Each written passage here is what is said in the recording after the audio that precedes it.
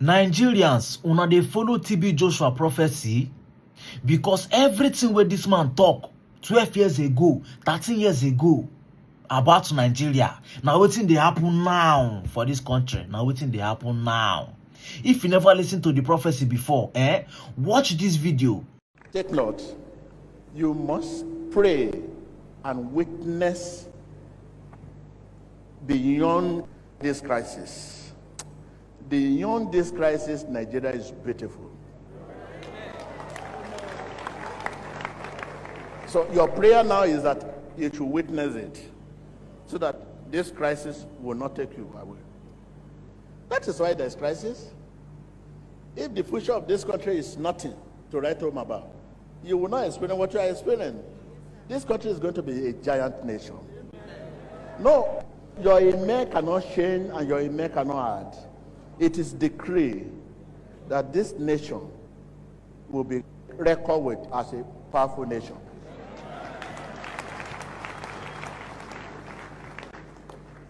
Take it again. You may have your pen and write what I'm saying down, because you are going to refer to it someday, some years.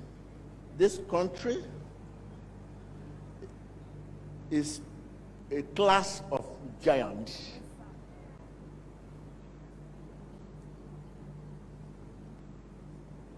Yes. A class of giants. There's nothing anyone can do about it. Even my prayer is that I should see beyond. I also pray you should see beyond the crisis. Because beyond that crisis, my God, it's a wonderful nation. There's nothing we can do about it. The people, economics, statistic, or whatever you can draw, go down your drawing and check. Oh, what is happening? It's not happening. So, it's a sector, a section of nation called political class. That's all. And political class, OT will pass away. Write it down. Everybody that have hand in what is happening to this country, all the political class that has hand in what is happening, none of them will witness beyond this crisis. Amen. No, I'm not praying for you to answer. I'm just telling you what is going to happen. And those who will witness it, among them will be on the seabed. You know, what is different being on seabed and being buried? You will prefer to be buried than to be on the seabed. One would prefer to be buried and rest and forget about this world than to be on the seabed perpetually where you cannot recover.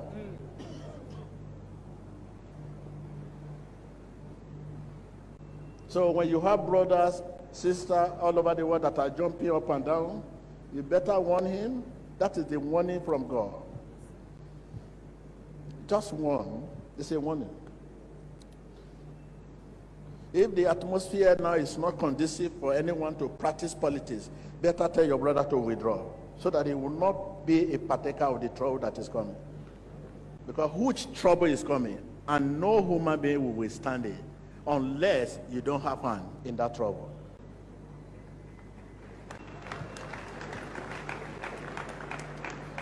Last time I was telling you people that this attacker will start attacking people that matter. They have started. And I warned the political class that they should stop campaign and let us talk about the crisis, the insecurity. And I said to you that these people will begin to attack people that matter.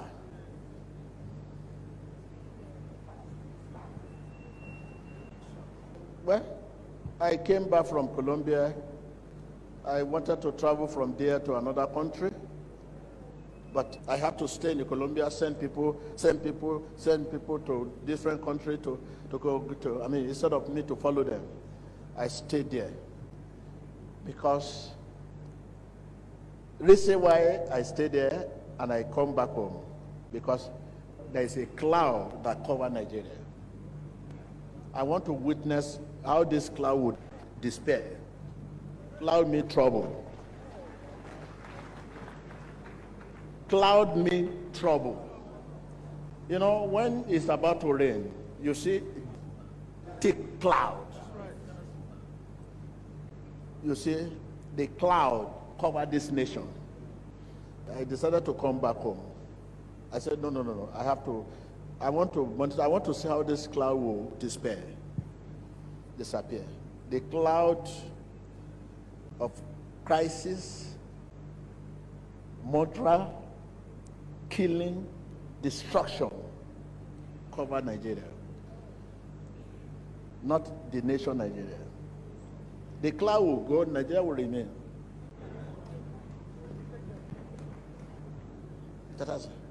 I came back home, I said, this cloud, why is it so thick and dark on the nation? But, you know, when you see cloud, you can't see beyond the cloud. So that's it. If people like me should run out of the country, it means that my calling is at stake. Well, let me come stay. So let's see what is going to happen. The cloud is not good.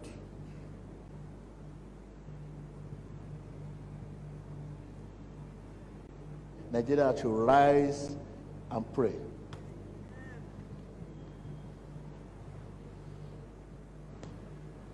This is Nigeria, and we are a wonderful country, the wonderful people. People, they are very wonderful, but we don't just know why all this thing coming, why people are so much interested in a power that cannot give them peace. A power that you have, with this processing of all this, if you regain that power, you can't have peace. And power without peace is powerless. Look, this thing can be acquired, but the process, the manner you acquire it matter, will bring peace on that. This, you acquire it, the Bible says, the peace I give you, not as the world gives. Okay, what is the meaning of that? Mean, this blessing I'm giving you, not as the world gives.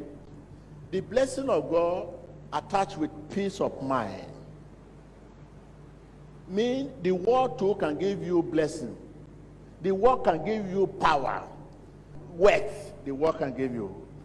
But the difference between God's own and the others, the world, without peace. So what we are fighting, crisis everywhere, the manner you have that power will determine whether there will be peace in it. The power is in the heart, not in the gun, not the place you are living. Not in the White House. The power is not in the White House. The power is not in the House law. The power is in the heart. If you are living in the White House without power in the heart, it's like you are living in the bush. So when you live here today, I want to advise you to pray for your nation, pray for Nigeria, pray for your brother at home and your sister, because all of you have God's Father.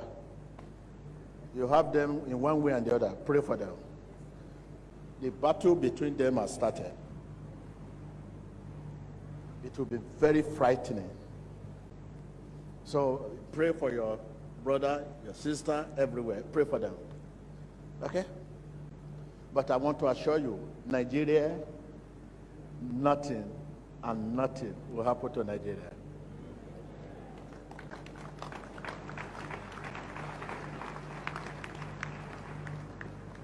So thank you very much. At beginning, when I was telling you people, that was 4 years ago, I was telling you about these people called militant or whatever you call them.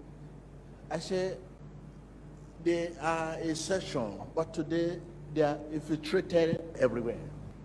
There's no section or a department in this country that these people are not. It has become a professional job. Even people you are working with, don't be surprised because he wears a suit.